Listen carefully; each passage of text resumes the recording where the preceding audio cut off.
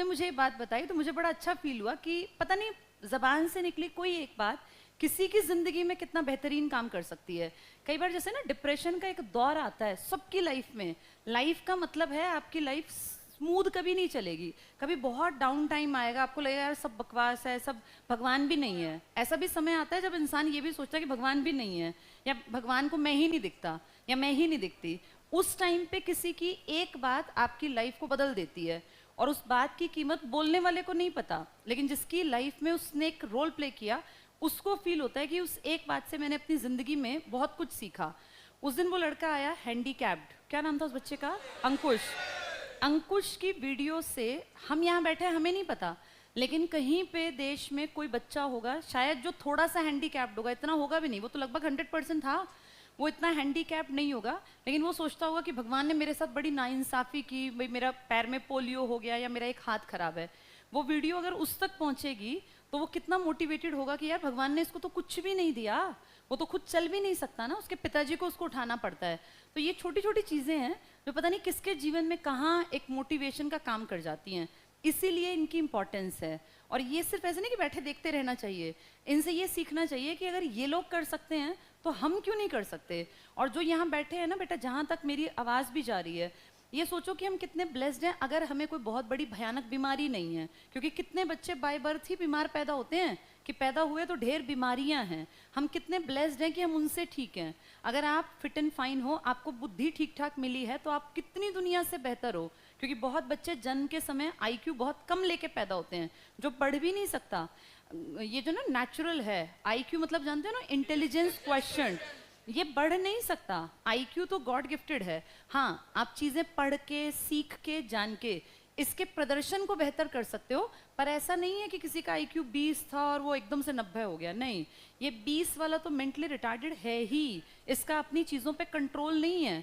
20 वाले जो आईक्यू वाले लोग होते हैं ना, जनरली इनका बॉडी पे भी कंट्रोल नहीं होता, इनका पूरा जो नर्वस सिस्टम है ना, सेंट्रल नर्वस सिस्टम, वो इम्बैलेंस होता है। तो हम कितने लकी हैं जो लोग यहाँ बैठे हैं। अगर तुम थोड़ा सा अपने आप को बुद्धू भी मानते हो ना, तो भी तुम ब्लेस्ड हो, क्योंकि यहाँ बैठा हर बच्चा 90 से 110 आईक्यू लेकर बैठा है।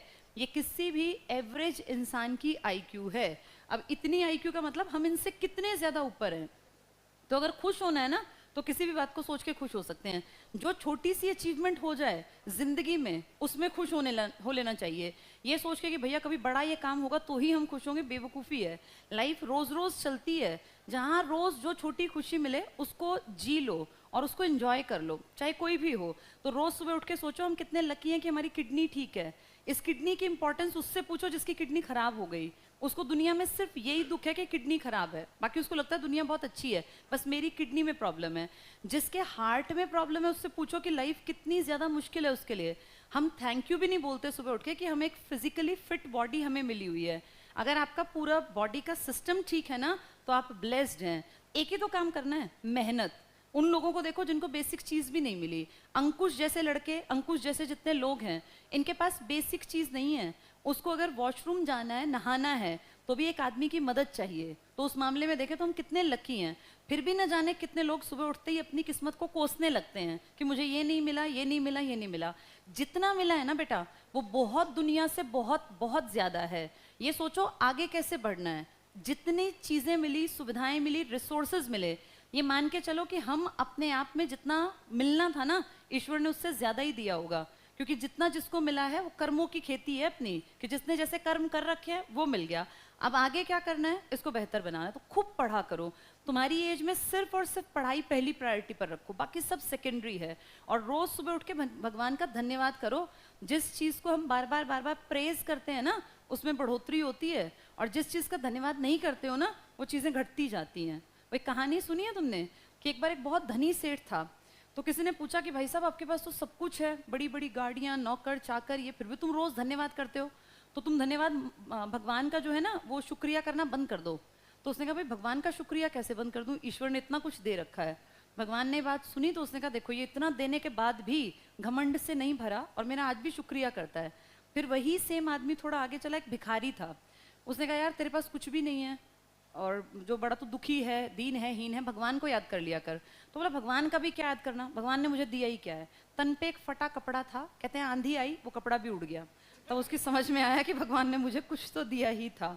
इसका मतलब है जितना दिया है ना उसमें थैंकफुल फील करो और आगे बढ़ने के लिए काम करते रहो। उस भिखारी ने उस कपड़े की भी कदर नहीं की जो उसके तन पे था, और उस सेठ ने हर चीज के लिए रोज सुबह उठ के भगवान के हाथ जोड़े कि भगवान सब कुछ तूने दिया, मैंने मेहनत की लेकिन देने वाला तू है। तो उसकी चीजें बढ़ती गई, और इसके पास जो एक था इसने उसके लिए भी भगवान को थैंक यू नहीं बोला, तो वो एक भी कपड़ा इसके तन से उड़ गया। इससे ये पता चलता है कि जितना मिला है ना पहले उसके लिए थैंकफुल फील करो, ब्लेस्ड फील करो, अपने आप को सोचो कि मैं कितनों से बेहतर हूँ, फिर आगे कैसे बढ़ना है ये सेकंड काम है। चलो अब थोड़ा सा पढ़ेंगे। लास्ट क्लास में क्या पढ़ रहे थे?